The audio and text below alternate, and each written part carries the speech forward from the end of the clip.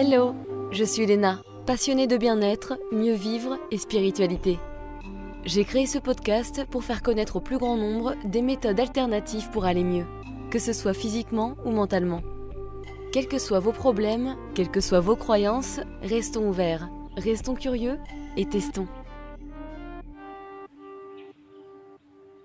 Bonjour à tous, aujourd'hui j'ai le plaisir d'interroger la Canadienne Marnie Wasserman, auteure mais aussi chef culinaire, nutritionniste holistique, co-animatrice d'un super podcast renommé de santé avec son mari, The Ultimate Health Podcast, que j'adore, et maintenant animatrice du Ultimate Baby Podcast. C'est une personne qui est à fond dans la santé holistique, du coup j'en ai profité pour l'interroger sur sa grossesse, pour savoir comment ça s'était passé, et enquêter sur ce qu'elle avait fait pour que sa première grossesse à 38 ans se passe sans souci. Depuis notre interview, Marnie est d'ailleurs enceinte du deuxième, ça n'arrête pas. Bonne écoute. Coucou Marnie, merci beaucoup d'être là. Right, hi. Alors tu as eu un bébé l'année dernière à 38 ans et j'ai l'impression que ça a changé ta vie à la fois personnellement et professionnellement parce que tu as créé le podcast Ultimate Baby. Donc ça va être un épisode sur ta grossesse où tu vas pouvoir nous donner plein de conseils. Sounds good. D'abord, t'as pas eu de problème pour tomber enceinte, ce qui est super, surtout à 38 ans. Est-ce que tu penses que c'est lié au fait que tous les deux, ton mari Jesse et toi, faisiez vraiment attention à votre santé de manière générale ? For sure. Pour sûr. Enfin, c'est ce que j'aurais pensé, car nous avions tous les deux vécu de façon très saine depuis très longtemps. Et même si nous savions que nous voulions avoir un enfant, un jour, on a augmenté le côté sain encore plus. Donc, je sais pas, je dirais que peut-être un an avant qu'on essaye de nous vouloir essayer d'avoir un enfant, nous avons augmenté nos doses de suppléments nutritionnels. On a retiré certains éléments. On a fait notre possible pour que notre bon terrain soit encore meilleur. Donc je pense que ça a définitivement joué un rôle. Et oui, c'est dur de penser à un truc en plus. Je peux dire qu'on a eu de la chance. On a eu beaucoup de chance. We got very lucky. T'as pas eu de problème toi pour tomber enceinte, ce qui est super, surtout à 38 ans. Est-ce que tu avais un peu peur de ne pas tomber enceinte ? I wasn't scared, but I was definitely like, well, there's Je n'avais pas peur, mais j'étais définitivement, being on the later side étant of porteuse de la maladie d'Hashimoto et n'étant plus aussi jeune, dans les livres et tout, les gens disent que tu es à haut risque si tu as plus de 35 ans pour avoir un enfant, et en même temps, je me sens très jeune. J'ai l'air très jeune, j'ai eu mes règles très tardivement, donc j'ai cette petite théorie personnelle que c'est parce que j'ai eu mes règles aussi tard que j'ai encore beaucoup d'ovules en stock. À quel âge ? Parce que j'ai eu mes règles quand j'ai eu 19 ou 20 ans. Vraiment ? Très très tard. J'ai à peu près 10 ans de deux. J'ai pas ovulé avant ça pendant des années, donc... I didn't ovulate for all those years, so Comme si tu avais 28 ans en fait. exactly. And that's how I Exactement. feel, and that's how I Et c'est ce que je ressens. C'est ce que je ressens. feel. Donc d'un côté, j'ai l'impression que j'avais confiance, tu sais. Tu te sens jeune, on a l'air jeune, même si j'ai 38 ans. Numbers 38. J'ai l'impression qu'on va gérer. Et en même temps, il y a un deuxième côté. J'avais cette voix dans ma tête qui me disait, il y a une chance. Il y a une chance que ce soit un process compliqué, difficile, et ça peut prendre du temps, alors qu'au final, ça n'a pas été le cas. Et donc tu as parlé de compléments alimentaires et je me demandais, qu'est-ce que tu as pris comme complément pour te préparer à la grossesse ? Est-ce que tu as aussi fait des prises de sang pour vérifier certaines choses, certaines potentielles carences ? Est-ce que tu as changé des routines que tu avais, arrêté certaines choses que tu faisais ? Eh bien, j'ai pris des vitamines prénatales. J'en ai pris environ 6 mois à l'avance. Je me rappelle en avoir pris et préparé mon corps avec de la nutrition de très bonne qualité, spécifiquement de la méthylfolate, parce que c'est quelque chose de super important quand vous essayez de concevoir un enfant. Et beaucoup de médecins vous recommandaient de l'acide folique, mais c'est très important de le consommer sous forme de folate. Et c'est important pour les femmes de chercher des suppléments qui contiennent des folates. Donc c'est très important de préparer votre corps et commencer vos stocks. Et qu'est-ce que je faisais d'autre ?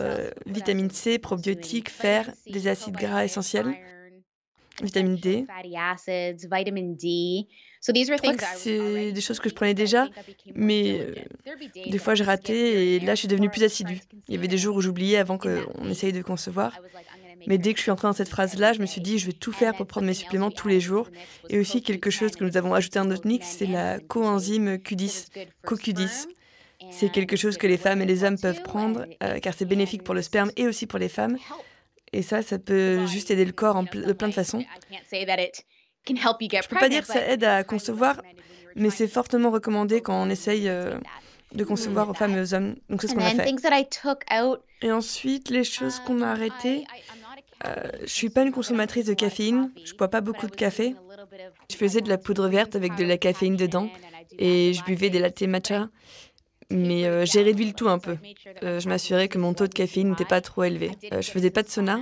Nous avons un sauna infrarouge à la maison et je l'utilisais avant, mais c'est quelque chose qu'on déconseille à la fois aux hommes et aux femmes, notamment pour le sperme, et les femmes aussi. Et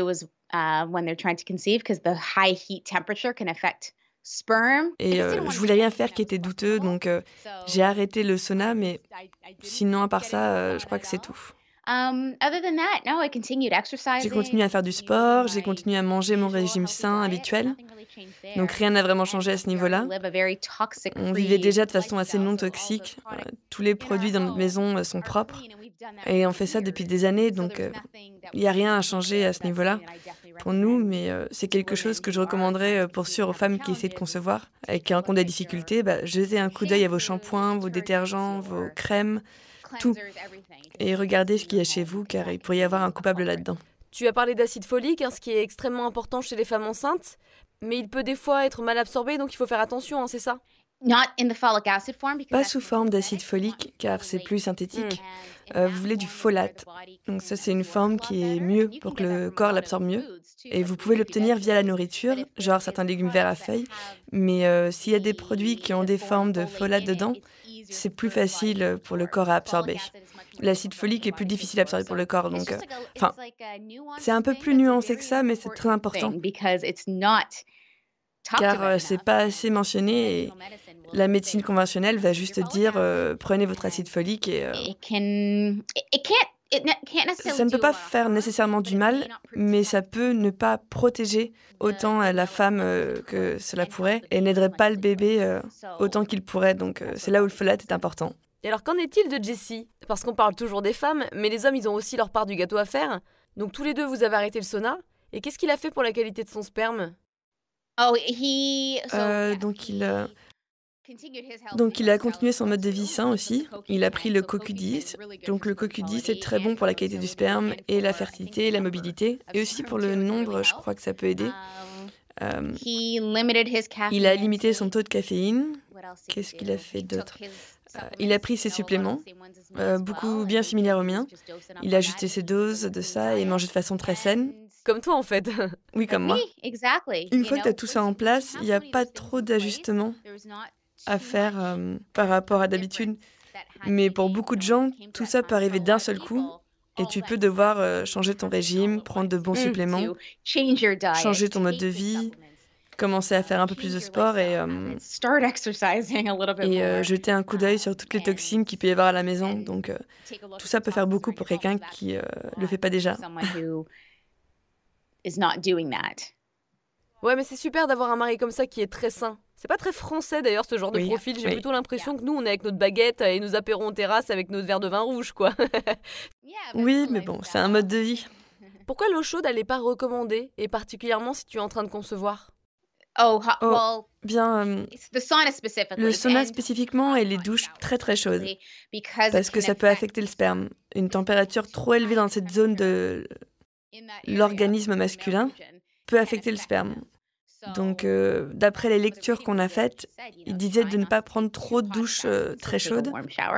On peut prendre une douche chaude, juste essayer de ne pas aller dans des températures trop extrêmes, genre un sauna, et juste, oui. C'était quelque chose de facile à changer, pas de gros efforts. Et si ça peut faire une différence, oui. Même si on n'est pas sûr, si ça peut faire une différence sans trop de mal, sans que ce soit trop compliqué à changer, comme d'habitude. Ouais, t'as raison. Et qu'est-ce que tu dois regarder plus particulièrement dans les prises de sang quand tu es enceinte? Eh bien, pour chaque femme, c'est différent. Mais pour moi, comme j'ai Hashimoto, j'avais besoin de m'assurer que mes hormones thyroïdiennes sont au bon niveau. Donc, pour toute personne qui pense être enceinte, idéalement, lorsqu'on va voir son praticien, que ce soit un naturopathe ou un médecin général, on va demander un test sanguin pour vérifier déjà si on est bien enceinte, mais aussi pour vérifier tout plein de choses, si on a des MST, vérifier pour toute autre complications qu'il pourrait y avoir. Et moi, je recommanderais de demander plus d'analyses s'il ne vérifie pas toutes vos hormones thyroïdiennes, pas juste la TSH, mais aussi la T3, la T4, les anticorps. Vérifier vos niveaux de folate aussi peut être important. votre fer, votre taux de vitamine D. Donc j'ai pu faire des demandes auprès de ma naturopathe. Et mon médecin aussi a demandé plusieurs choses, donc j'avais des analyses sanguines assez complètes. Belle team. Oui, j'avais pu avoir entre les deux une bonne image d'où j'en étais. Et certaines femmes ont des analyses sanguines de façon régulière pendant toute la grossesse. Et moi, ça a été le cas, car j'ai Hashimoto, donc c'est important de vérifier que mon corps produisait assez, car le bébé en prend tellement. Donc juste vérifier régulièrement que mes niveaux thyroïdiens étaient à un bon niveau, parce que oui, c'est compliqué. Et je pense qu'il y a beaucoup de nouvelles mamans qui ont des problèmes avec leur santé parce qu'elles n'ont pas vérifié l'état de leur thyroïde au préalable et ni de leur santé en général. Donc c'est super si on peut d'éviter de se retrouver dans cette situation en faisant des prises de sang et en se complémentant si on en a besoin. Mais oui, pour sûr. Et je me demandais, tu prends aussi du collagène et de la gélatine. Est-ce que tu peux nous dire leurs différences et à quoi ils servent tous les deux? Oui, donc le collagène, c'est beaucoup plus accessible et plus facile pour la consommation par la plupart des gens. La gélatine est juste... c'est plus concentré, c'est similaire à ce que tu obtiens avec de la gelée. C'est une forme assez dense d'acides aminés. C'est super pour le corps, donc j'aime bien faire pas mal de choses comme des bonbons avec de la gélatine. Et le collagène, tu peux l'ajouter à tes thés, tu peux l'ajouter dans tes smoothies, dans tes recettes. Ça se dissout très facilement. Et ce que ça fait pour ton corps, c'est que c'est très bon pour l'élasticité de ta peau, pour les articulations, ça aide contre les inflammations, ça peut aider tout ce qui est santé intestinale. Et ton corps en produit en certaines quantités, mais si on en consomme de façon interne, de sources bovines, il existe des collagènes d'origine marine, extraits de poisson, et même du collagène de poulet. Donc il y a plusieurs entreprises qui en proposent de différentes sources animales sous forme de poudre. Et ça peut être un supplément très bénéfique à prendre pendant sa grossesse. Et quand j'ai changé mon régime alimentaire il y a quelques années, en passant de végétarienne à incorporer des protéines animales, le collagène fait partie des choses que j'ai ajoutées assez tôt. Car c'était une forme assez facile à consommer, c'était pas comme manger un morceau de viande, c'était une bonne façon de consommer les acides aminés et les bénéfices de la consommation d'animaux sous forme consommable. Et j'ai remarqué que ça avait occasionné des changements significatifs à ma peau, notamment mon visage. Je pense que ça a aidé à prévenir des vergetures par l'intérieur sur mon ventre. En prenant ces suppléments et en m'hydratant cette zone aussi quotidiennement.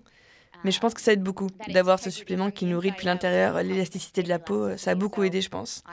Je le recommande fortement et pour ceux qui ne veulent pas le prendre en supplément, on peut aussi faire du bouillon d'os. Et dans le bouillon d'os, on obtient les deux. On va avoir la gélatine et le collagène via les os et ce sera présent dans ce super bouillon. Et comment tu fais ces bonbons-là? Il y a plein de recettes, mais tu peux utiliser par exemple du 100% pur jus, du miel pour sucrer un petit peu, du jus de citron et de la gélatine. Et ensuite, tu dissous la gélatine dans le jus, comme du jus de citron, et le jus de fruits.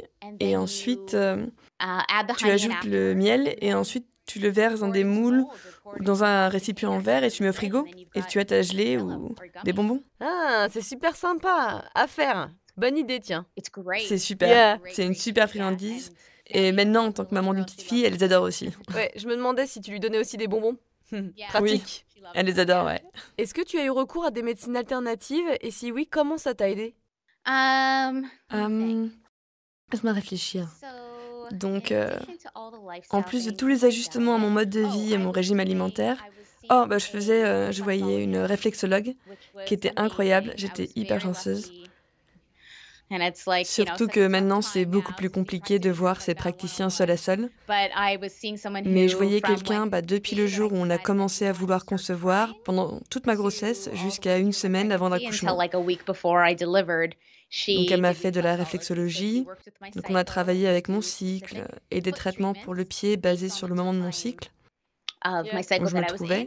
Et ensuite, quand je suis tombée enceinte, elle a travaillé avec ça. Et c'était incroyable. Donc, est-ce que ça m'a aidé à concevoir ou juste fait partie de la belle image d'être détendue et d'en profiter? C'était bien. Et ça, c'est quelque chose que j'ai fait pendant toute ma grossesse. Je me suis fait masser régulièrement. C'était sympa. C'est important de trouver quelqu'un qui sait travailler sur une femme enceinte et qui sait comment manipuler le corps de cette façon. Parce qu'on ne veut pas quelqu'un qui touche ou déplace le bébé dans le ventre sans savoir ce qu'il fait. J'ai aussi fait du travail énergétique. J'ai vu une magnifique praticienne de Reiki et cristaux que j'ai vue pendant ma grossesse.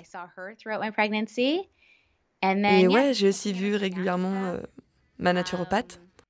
Et avec ton mari, non? Parce que ton mari, il est chiropracteur. Non, j'ai pas. Enfin, j'ai vu un chiropracteur différent pendant les derniers trimestres de ma grossesse. Mais non, Jessie ne fait plus de chiro maintenant, donc non, il n'a pas travaillé avec moi. Mais plus tard, pendant ma grossesse, le bébé s'est présenté en siège, donc tête en haut au lieu de tête en bas. Et j'ai eu besoin de voir un chiropracteur pour aider à tourner le bébé. Et j'ai continué de l'avoir jusqu'à l'accouchement et je continue de l'avoir maintenant, donc... Ah, c'est marrant parce qu'en France, la chiropraxie, c'est pas non plus hyper développé, c'est plutôt des ostéopathes. Ok. Tu connais? Oui. J'en ai déjà vu, oui. Ouais, moi aussi, j'adore. Mais enfin, les chiropracteurs, c'est pas mal non plus. Est-ce que tu as eu besoin d'arrêter certains aliments? Rien. J'ai pas eu à changer grand-chose à mon régime habituel. J'avais certaines envies alimentaires. Comme quoi? Et certaines... le fromage. Donc je mangeais déjà du fromage de chèvre et de brebis. Et j'ai eu envie d'en manger plus. Donc fromage, œufs, avocat, des choses assez grasses, assez riches en glucides. Comme des pâtes sans gluten ou des crackers sans gluten. Des trucs comme ça, j'en avais vraiment envie, surtout pendant le premier trimestre. Quand j'avais pas mal de nausées, ça aidait. J'avais pas trop envie de légumes pendant la première partie. Donc, c'était assez intéressant, parce qu'évidemment, j'avais envie de manger des légumes, mais l'idée d'en manger m'enthousiasmait pas des masses. Donc c'est vraiment intéressant. Et ensuite, pendant mon deuxième trimestre, je me sentais super bien. Et c'était facile de manger de tout, mais il n'y avait rien que j'ai vraiment supprimé ou drastiquement changé, ouais. Ouais, c'est super. Hein. Je connais des personnes qui ont un diabète de grossesse, même s'ils sont hyper sains, et c'est vrai que c'est assez frustrant quand t'es enceinte. Pour sûr. Ouais. Alors toi, je sais que tu adores le thé matcha, mais que tu l'as réduit. Et je me demandais si c'était autorisé pendant la grossesse, parce que c'est vrai qu'on lit un peu tout et n'importe quoi. Je sais. J'ai fait tellement de recherches là-dessus, parce que même si j'étais pas une grosse consommatrice de caféine, j'ai voulu connaître la réponse parce que beaucoup de gens me posent la question. Donc il y a une certaine dose de café que les femmes enceintes peuvent boire. Je crois que c'est environ 120 c'est des milligrammes, enfin mg. Donc je crois que c'est à peu près une tasse ou une tasse et demie de café. Si une personne est consommatrice régulière de café, donc le matcha contient encore moins de caféine que ça. Donc moi je suis très sensible à la caféine, donc même une petite portion de matcha qui va être en général une petite cuillère à café, c'est trop pour moi. Donc je fais à peu près un quart de cuillère à café. Donc la dose que je prends est très bien. Je pourrais la continuer pendant la grossesse si je le voulais, mais j'ai juste choisi de le modérer un peu. Mais les femmes qui veulent consommer du café pendant la grossesse le peuvent. Faut juste modérer sa consommation, bien s'hydrater. Et juste voir si on en a vraiment besoin. Par exemple, si quelqu'un est accro, ils ne peuvent pas vraiment le faire parce qu'ils ont besoin chaque jour de prendre leur café. Alors que moi, je peux faire un jour avec du matcha, un jour sans. Je peux le modérer puisque j'ai pas la même addiction. Et j'aime vraiment le boire. J'aime comment je me sens, mais j'aime aussi le goût, donc... Donc de ce que j'en ai conclu, c'est ok dans certaines quantités. Ouf, on est sauvés. Oui. Parce que j'adore aussi le matcha. Oui, donc le matcha, c'est bon. Et c'est quoi les conséquences de consommer trop de caféine pendant la grossesse déjà? Ouais. En gros, tout ce qui peut traverser le placenta. La caféine, surtout parce que c'est un stimulant. Ou le bébé va être surexcité. Oui, enfin, qui sait en vrai? Qui sait vraiment ce que ça fait? J'ai lu tellement d'articles qui disent ça peut faire ci, ça peut faire ça. Mais tout ce qui peut stimuler excessivement le système, augmenter le rythme cardiaque, enfin, je pourrais te faire la liste de tout ce que j'ai lu que ça pourrait causer, mais je vais pas faire peur aux gens. C'est juste quelque chose qui, exactement comme l'alcool ou comme n'importe quelle drogue, devrait être limité ou évité pendant la grossesse. Le café fait partie de cette catégorie, enfin plutôt la caféine. Mais au moins, elle peut être modérée. Et, je pense que les femmes, tant qu'elles prennent en compte toutes les facettes de leur santé, boire beaucoup d'eau, manger équilibré, s'assurer que le bébé a beaucoup de super nutriments et minéraux de sa mère, du coup, ça s'équilibre. Et quelles infusions tu as bu? Je bois certaines infusions, et certaines infusions sont contre-indiquées. Again, everyone, it can Ça be peut very devenir très complicated compliqué parce because qu'il y a there's tellement so d'avis many là-dessus, opinions. donc tout ce qui Anything that était was questionable, questionné, I just je l'ai juste didn't pas do. fait. But then there was Mais things that d'autres choses où intuitively I was just instinctivement, je me like, disais, oh, I'll be fine with je vais this. pas avoir de soucis avec ça. So whether it was, Hmm. Donc ça pouvait être les rares fois où je mangeais des champignons médicinaux. Et certaines personnes me disaient de ne pas prendre de champignons médicinaux comme le chaga ou les reishi pendant la grossesse. J'en prenais pas beaucoup, mais à de rares occasions, j'en ai pris. Le curcuma, c'est quelque chose qu'on est censé éviter pendant la grossesse, et c'est quelque chose que j'ai appris bien plus tard pendant ma grossesse. Je sais pas pourquoi, mais une fois que j'ai entendu ça, je me suis dit, bon, j'en ai pas besoin, donc je vais juste l'enlever. Et ensuite, il y a certains thés, certains types de thés et différents livres qui vont lister ceux à éviter pendant la grossesse. Et ensuite, il y a des différents thés à éviter quand on allait, donc Ça ça peut être assez compliqué à se repérer. Mais la règle que je conseille, c'est d'aller au plus simple.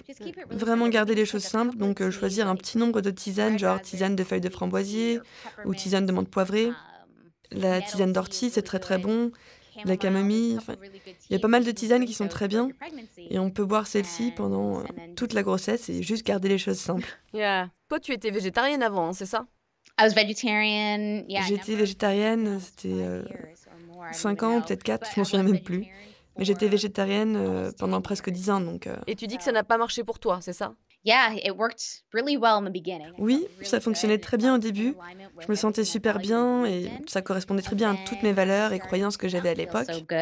Puis j'ai commencé à plus me sentir aussi bien, j'ai commencé à réévaluer certains aspects de ma santé.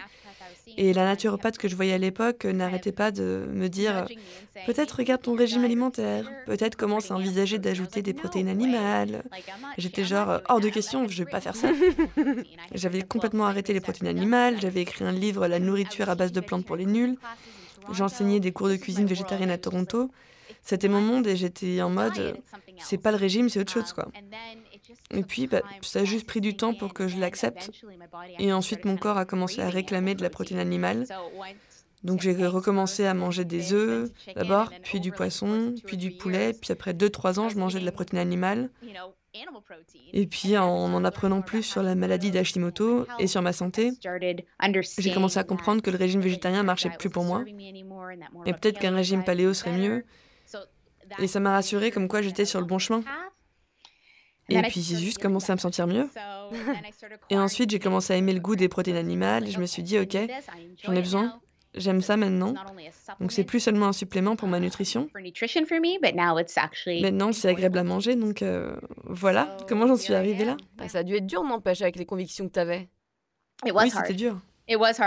Oui, c'était difficile. C'est pour ça que ça a pris du temps. Ça a pris plusieurs années. Donc bon. Maintenant, j'y suis arrivée et maintenant, je suis la première à dire que je crois sincèrement que manger de la protéine animale peut aider à vivre une grossesse saine. Ça ne veut pas dire que les personnes véganes ou végétariennes ne peuvent pas le faire, mais c'est plus difficile d'avoir les nutriments dont on a besoin. Mais je pense vraiment que les protéines et graisses animales sont vitales pour le corps. Oui, d'ailleurs, si certains de mes auditeurs sont végétariens ou végétaliens, qu'est-ce que tu pourrais leur recommander pour qu'ils restent en bonne santé pendant la grossesse? Et bien, en plus des vitamines prénatales, je dirais définitivement de travailler avec un praticien qui pourrait vous guider et vérifier que vous avez tous les apports nutritionnels nécessaires. Quelqu'un qui est végétarien n'aura pas les mêmes difficultés, parce que s'ils mangent du fromage ou des œufs, ils peuvent quand même, ou même parfois du poisson pour les pescétariens. Ça devrait être bon, mais si vous êtes végane, il faut vraiment, vraiment travailler dur pour avoir un bon niveau de B12, un bon niveau de fer, et les compléments alimentaires vont aider, mais ne seront peut-être pas suffisants. Donc il faut vraiment faire super attention. On ne pourra pas juste manger des glucides toute la journée et espérer combler le manque plus tard, parce que c'est dur. Parce que parfois certaines nourritures nous dégoûtent, et on a des nausées, et quelques jours on laisse tomber quoi qu'il arrive, et même lorsqu'on retrouve l'appétit, si vous êtes végane, je vous encourage fortement à trouver des livres ou des ressources ou des outils en ligne, peu importe ce que c'est, pour vous aider à atteindre les bons niveaux nutritionnels pour que votre bébé puisse avoir le meilleur. Voir un naturopathe ou un spécialiste, ça peut vraiment être utile. Oui. Est-ce que tu as eu des symptômes pendant ton premier semestre? Parce que tu as dit que tu étais nauséeuse. Comment tu as géré ça? Oui, j'ai eu la chance que ce soit pas trop méchant. Certaines femmes passent toute leur grossesse à vomir toute la journée. Moi, c'était juste un sorte de manque d'envie de nourriture, ce sentiment d'absence d'envie pendant la journée, souvent vers la fin de la journée. Donc, Il y a des choses que tu peux porter sur le poignet, c'est des C-bands. qui sont des points d'acupuncture. Donc, j'espère que c'est trouvable en ligne près de chez vous. Ouais, on a Amazon aussi. Oui, sur Amazon, avec des petits points de pression. Donc je vais porter cela, il s'appelle C-band. C'est parce que les gens qui sont cissés, comme en français le mal de mer ou le mal de voiture, ça marche aussi pour la grossesse. Du gingembre, beaucoup d'infusions au gingembre, des comprimés de gingembre ou des bonbons au gingembre, ça m'a beaucoup aidé. La vitamine B6 peut être prise en plus des vitamines prénataux, ça aide avec la nausée. Quoi d'autre J'ai trouvé que manger des agrumes et des fruits froids, ça aidait. Quelque chose à voir avec le froid et le mouillé était assez bénéfique et beaucoup d'eau. Ouais, super. Oui. J'adore la tisane de gingembre, même si je suis pas enceinte. Oui, tellement bon. Pour soutenir Horizon Podcast et vous permettre de continuer à l'écouter sans publicité, n'hésitez pas à réaliser un don libre sur tipeee.fr, T-I-P-E-E-E, donc 3 E, en y tapant Horizon Podcast ou en cliquant sur le lien de mon profil Instagram. Merci et gros poutou. Et tu as dit que les légumes ne t'attiraient pas du tout lors de ton premier semestre, ce qui n'a pas dû être facile pour toi parce que tu es très dans la santé, dans une hygiène de vie assez saine. Comment tu as géré ça? Est-ce que tu as juste accepté ça ou tu as trouvé des moyens d'assimiler les vitamines et minéraux différemment? Ouais, ou certains jours, j'arrivais à manger un petit peu de façon différente, genre une petite salade ou un autre type de légumes. Et ensuite, j'étais confiante que j'étais en bonne santé et que j'avais bien stocké les bons apports pendant les années précédentes et que j'avais suffisamment de bonnes choses en moi. Et qu'entre mes vitamines prénatales et tout le reste, j'étais bien, mais c'était seulement... En y repensant, c'était seulement 3 ou 4 semaines, donc à peu près un mois. Que j'en avais plus ou moins envie, puis c'est revenu et j'étais bien, mais c'était hyper dur de voir des salades, champignons, asperges. C'était juste, j'en avais vraiment pas envie, quoi. Ouais, c'est marrant. Comment on peut gérer nos fringales? Parce que c'est pas parce que tu es enceinte qu'il faut manger pour 2 ou pour 3. Donc je dis toujours, et ce que je répète souvent dans mon podcast, c'est que tu nourris 2 personnes, tu ne manges pas pour 2. Ça ne veut pas dire qu'il faut doubler la quantité de nourriture, ça veut dire qu'il faut vraiment surveiller ce que tu manges et la qualité de ce que tu manges. Donc encore une fois, je ne peux pas parler au nom de toutes les femmes enceintes parce que tout le monde a des envies de toutes sortes, mais je pense vraiment qu'on peut trouver des versions plus saines, des alternatives à tout ce qu'on peut avoir envie de manger. Et que ce soit un hamburger, de la glace, peu importe ce que c'est, on peut trouver une version plus saine. Mais si on a besoin de choisir la version moins saine, eh ben, allez-y, profitez-en. Mais essayez de ne pas le faire tous les jours. Et ensuite, personnellement, j'avais pas spécialement faim pendant ma grossesse.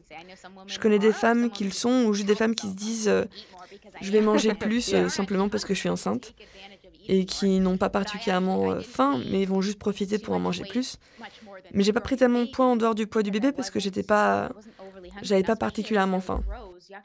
Et souvent, quand le ventre s'arrondit, de plus en plus on perd de l'appétit parce qu'on n'a plus vraiment de place pour digérer et manger toute cette nourriture. Donc je pense que c'est très important de, en premier lieu, écouter son corps et ses besoins. Mais si on a des envies particulières, c'est peut-être surtout le corps qui communique un besoin. Donc, encore une fois, essayer de trouver l'alternative saine à cette envie. Cuisinez-la, achetez-la, commandez-la, peu importe. Et ensuite, tu sais, vois comment tu te sens après. Est-ce que tu as besoin de plus? Est-ce que la quantité que tu viens de manger te suffit? Est-ce que tu as eu des brûlures d'estomac? Non, j'en ai pas eu. Ah, t'as du pot. Oui, non, j'en ai pas eu. Juste la nausée, donc. Juste des nausées, de la fatigue. Fatiguée, définitivement fatiguée. What else? Quoi d'autre Ouais, c'est tout, je crois. Vénarde. Et essoufflée. Je m'essoufflais souvent. Surtout au début, mais surtout à partir du moment où le bébé allait de plus en plus haut dans mon corps, en diminuant des capacités pulmonaires. C'était tellement dur de parler, et tellement dur de...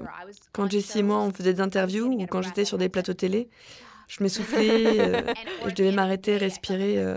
Et à la fin de la journée, j'ai l'impression qu'il fallait que j'enlève mon soutif, car ça faisait trop de pression sur mes côtes, et ça, c'est définitivement quelque chose qui m'affectait. Alors d'habitude, tu es une personne très active. Est-ce que ça a été dur d'accepter le fait que tu ne pourrais pas faire ce que tu fais d'habitude, à savoir tes entraînements, tes différentes activités? Est-ce que finalement, on n'en reviendrait pas, encore une fois, à réussir à écouter son corps, son intuition, et à s'adapter en fonction des différentes phases de la grossesse? Oui, absolument. Et heureusement, il y a beaucoup de programmes prénataux que tu peux suivre. J'en ai fait quelques-uns qui fonctionnaient bien pour mon sport ou qui correspondaient à mon stade de grossesse, que ce soit par semaine ou trimestre. Et ensuite, j'ai suivi ça, puis j'ai fait beaucoup de marches. Mais j'ai pas du tout fait le même niveau d'intensité. Enfin, je sais que beaucoup de femmes courent ou font du bootcamp ou font je sais pas quoi comme cours pendant toute leur grossesse. Mais moi, j'avais pas l'énergie et puis psychologiquement, j'étais en mode j'ai pas du tout envie de faire ça. Mon corps et mon ventre sautaient partout. Donc je suis allée très tranquille. Mais j'ai quand même essayé de faire bouger mon corps car c'est très important, surtout quand on se prépare pour l'accouchement. Oui, tu ne voulais pas ajouter plus de stress à ton corps avec le sport. Exactement. Ouais, je vois.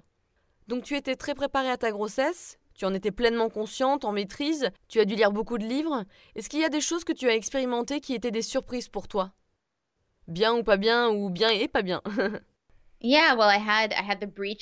Oui, j'avais déjà le bébé en siège à un certain point. Donc Sora, elle était dans une position où elle... Alors c'était un siège franc, donc c'est une version très intéressante parce que c'est pas juste sa tête qui est vers le haut. Je crois que c'est les jambes hautes et la tête haute. C'est très, très genre plié comme ça.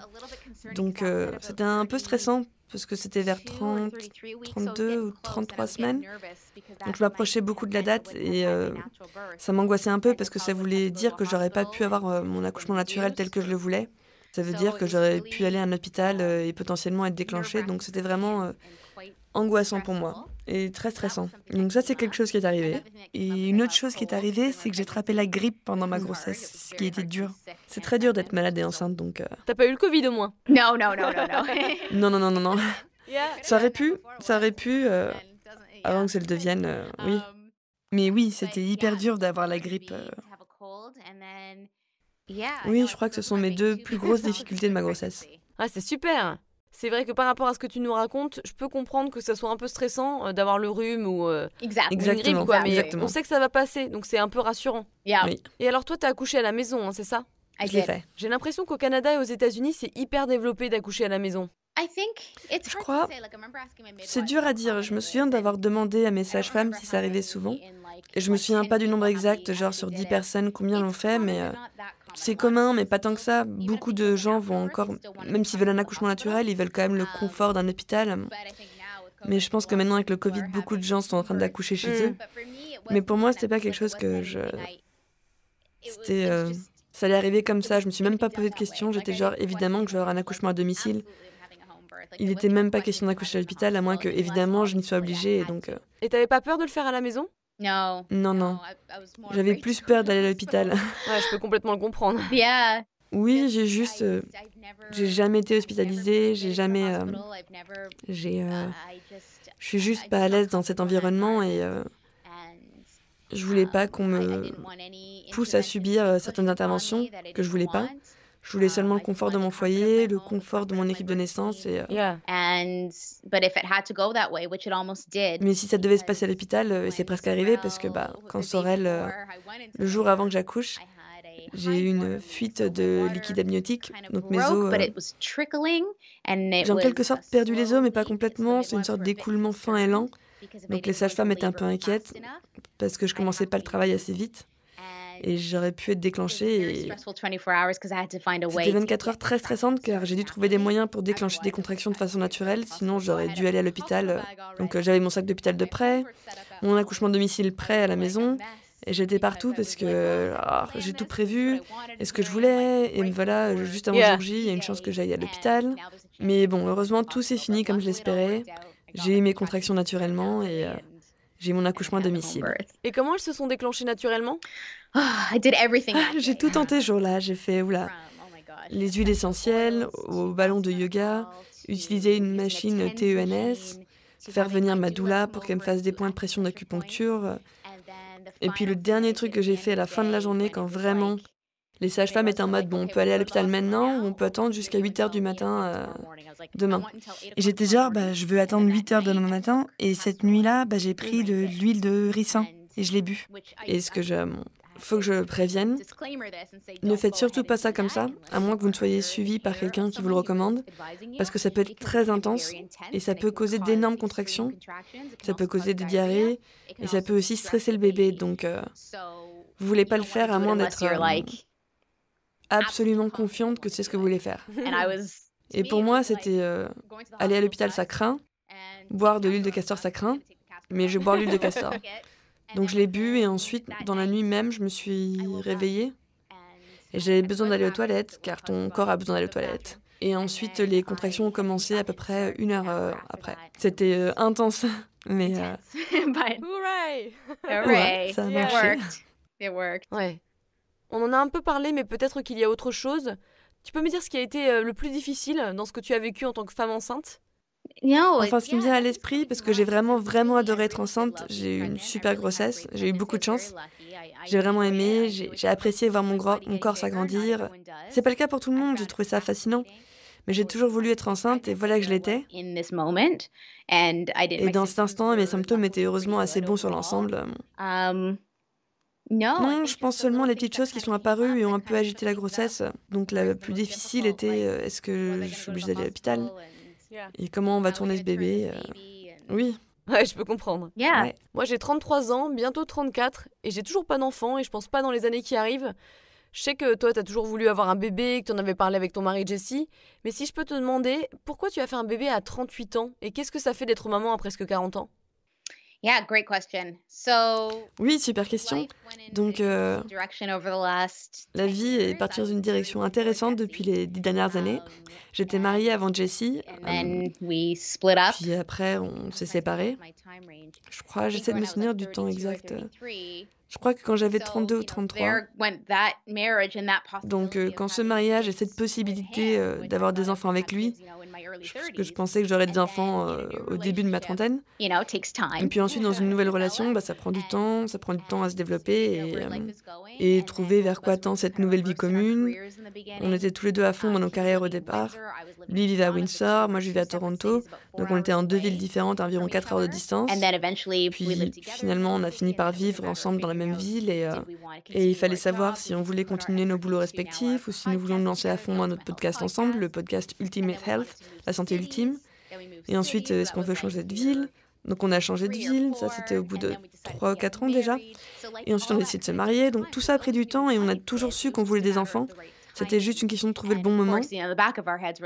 Et bien sûr, on avait dans un coin de notre tête le fait qu'on était en train de vieillir, mais si on avait eu un enfant à cet instant, ça aurait été trop avec tout le reste de ce qu'on voulait faire. Donc c'est un peu comme si on avait suivi la progression naturelle de toutes ces choses, déménager, le mariage, et ensuite, je pense que c'était après qu'on soit mariés. On l'a pas fait tout de suite après, j'essaie de me souvenir. Oui, il y avait un peu, je sais pas, je pense qu'on voulait profiter de notre vie à deux un peu, et ensuite Et développer ta carrière. développer nos carrières, ouais. On a tous les deux quitté nos boulots quand on a quitté Windsor ensemble, et on a su en 2019, pendant le printemps, on était un peu, c'est maintenant qu'on va commencer à essayer, et c'est qu'on a juste... Ouais, donc maintenant qu'on est tous les deux, car on a tous les deux le même âge, c'est plus accepté déjà maintenant d'avoir des enfants après 35 ans. Genre beaucoup de nos collègues ont le même âge et beaucoup d'entre eux ont eu des enfants. Oui, à Paris aussi. Oui, c'est intéressant parce que d'un côté, si tu commences plus tôt, tu as plus de chances d'avoir plus d'enfants, tu as plus de temps, tes enfants peuvent grandir avec toi, c'est tout. Tu sais, puis il y a le nouvel âge, notre génération, je sais même plus quelle génération on est à notre âge, peu importe. C'est la nouvelle vague de vie où les gens ont des enfants de plus en plus tard. C'est pas bon ou mauvais, mais on a l'impression que c'est mieux accepté par la société qu'avant. Par exemple, un de nos couples de meilleurs amis qui ont à peu près le même âge que nous, donc tout avait l'air d'être bien, on se trouvait, on se sentait très jeunes dans nos têtes. On se sentait pleinement capable de, tu sais, gérer ça. Et on travaille tous les deux depuis la maison, donc ouais. Tout s'est finalement déroulé au bon moment pour nous de façon naturelle. Oui, donc tu n'avais pas peur d'être trop vieille pour être maman? Non. Ouais. Finalement, l'âge n'est pas forcément une très bonne référence parce que quand tu es en très bonne santé ou que tu es toujours ou que tu es super heureux, l'âge il a pas trop d'importance en fait. Oui, c'est clair pour sûr. Bien sûr, tu subis une pression de la part de tes parents et de tes grands-parents en mode « Allez, c'est l'heure des bébés ». Parce qu'eux, ils sont déjà âgés, ils continuent de vieillir, donc bon. Et ils sont au taquet pour des petits-enfants, mais ouais, non, tout arrive au bon moment. Qu'est-ce que tu as fait pour éviter les vergetures? Oui, donc j'ai parlé plus tôt du collagène, donc je pense que ça, c'est définitivement quelque chose à prendre pour l'intérieur. À 100%, les femmes devraient le prendre. Et pour l'extérieur, j'utilise du karité. Du beurre de karité, du beurre de cacao, un mélange qu'un de mes amis fabrique de façon locale. C'est beurre corporel, mais n'importe qui peut utiliser n'importe quel type de beurre de karité ou produit à base de noix de coco, et juste n'importe quelle huile naturelle, et ensuite il faut masser le ventre, la poitrine, les bras et les cuisses tous les jours. Ouais, même quand c'est le début de ta grossesse? Dès le début, faites-le tout le temps. Huile d'olive, juste masser et garder, vous savez, ce mouvement. Et ça peut vraiment aider. Moi, ça m'a aidé. Une amie m'a dit qu'elle avait aucune vergeture et j'étais en mode vraiment. Parce que bon, je sais que c'est génétique, je sais que ma mère a eu des vergetures. J'étais sûre que j'allais en avoir Et tu n'en as pas donc? J'en ai pas. J'en ai aucun. J'en ai un peu sur mes seins à cause de l'allaitement. Maintenant, Sorel est genre en mode ah, elle le pompe à fond. Mais rien au niveau du ventre, rien. Et c'était miraculeux de voir à quel point j'ai pris du ventre et ensuite elle est sortie et mon corps est revenu direct, genre je n'y croyais pas. Comment ça arrivait? J'étais juste... Quoi? C'est juste... je m'attendais à ce que ce soit gros pour un petit temps, après ce qui est très normal. Hein. Mais donc je sais pas si c'était le collagène ou juste ma morphologie ou quoi, mais j'arrivais pas à croire ce dont le corps est capable. Mais je crois que par contre que je l'ai beaucoup aidé aussi. Et donc beaucoup de gens n'y pensent même pas. Ils prennent pas le temps de masser leur ventre, de prendre du collagène, donc bouillon d'os, collagène et hydratation du ventre tous les jours. Ouais, donc c'est pas vraiment que mettre de la crème tous les jours, mais c'est aussi faire des massages sur ces zones, quoi. Oui, ok. Oui, exactement. La petite subtilité qui fait la différence. Ouais. Je savais pas que tu devais faire attention à bien masser en plus. T'as tout compris. Oui, les deux. Oui, les deux ensemble, tu sais. Il y a ce que tu consommes et qui fait son effet depuis l'intérieur. Et la crème qui a, tu sais, les propriétés qu'elle contient naturellement. Le beurre de karité et l'huile de coco étant très apaisant et hydratant pour la peau, ça va l'aider en son ensemble. Alors toi, t'étais du genre à beaucoup bosser, hein. T'avais l'air d'être très occupée avec ton travail. Est-ce que ça a changé en devenant maman? J'ai fait un peu une pause après la grossesse et je faisais le podcast avec Jessie, le Ultimate Health Podcast. C'était un peu mon travail à temps plein de l'époque et je savais qu'arrivant vers la fin de la grossesse, j'allais prendre un peu de distance là-dessus. Même après. Puis après avoir eu Sorel, j'ai pris beaucoup de distance et j'ai commencé à changer un peu mon regard là-dessus. Est-ce que je veux vraiment faire ça? Qu'est-ce que je veux vraiment faire? Est-ce que je veux juste être une mère et me focaliser là-dessus? Et dès qu'on sens créatif s'est réveillé, je me suis dit, j'aime bien faire du podcast en fait, j'aime bien la maternité, donc pourquoi pas commencer mon propre podcast que j'appellerais mon Ultimate Baby Podcast, le podcast ultime du bébé. Donc j'ai un peu bougé les choses car j'avais pas le même niveau de passion de Jessie par rapport aux conversations qu'il avait, ni le temps de me préparer, lire tous les livres et faire tout le boulot. Et bien sûr, s'occuper d'un bébé, c'est un énorme travail de son côté. Ouais, c'est un vrai boulot. Ça l'est, c'est un boulot à temps plein. Mais je voulais être capable de faire autre chose créativement et je peux faire mon podcast maintenant de façon plus posée, séparée. C'est une entreprise séparée, un truc que je peux faire, ouais. Ça génère un peu d'argent, mais le Ultimate Health Podcast est notre source principale de revenus. Mais c'est quelque chose que je peux faire entendre ma voix, avoir des conversations. Parce qu'il y a un des plus gros trucs que j'ai réalisé, c'est que quand je suis tombée enceinte, il n'y avait pas de podcast qui correspondait à ce que je recherchais. En termes de santé naturelle, grossesse naturelle, j'avais beaucoup de questions ou d'histoires que j'aurais voulu entendre, avoir plus d'informations. Et il n'y en avait pas. Mais il y avait plein de podcasts différents et je pouvais choisir des petits bouts d'un peu tous. Mais il doit y avoir un terrain pour moi d'exister et je peux partager mes propres expériences. Je ne suis pas du tout experte, mais j'ai mes propres expériences que je peux partager. Et je peux aussi faire venir des gens pour parler de bébé, grossesse et allaitement, élever les enfants et voir comment ça parle à mon public. Et ça a l'air de plutôt bien marcher, donc... C'est super d'avoir la capacité de faire ça, tu vois. C'est une belle opportunité. Ouais, c'est sympa. Je sais que tu veux un autre bébé un jour. Est-ce que tu sais ce que tu feras de différent cette fois-ci? Je pense que rien. C'est super. En termes de préparation pour la grossesse? Tant dans la préparation de la grossesse que pour la grossesse. Oui, je crois. En termes de process, je vais juste faire la même chose plus ou moins que ce qu'on a fait avant et m'assurer de prendre tous les bons suppléments, manger le même régime que je mange et pendant la grossesse, je veux toujours avoir la même équipe accompagnatrice de naissance, une doula, une sage-femme et...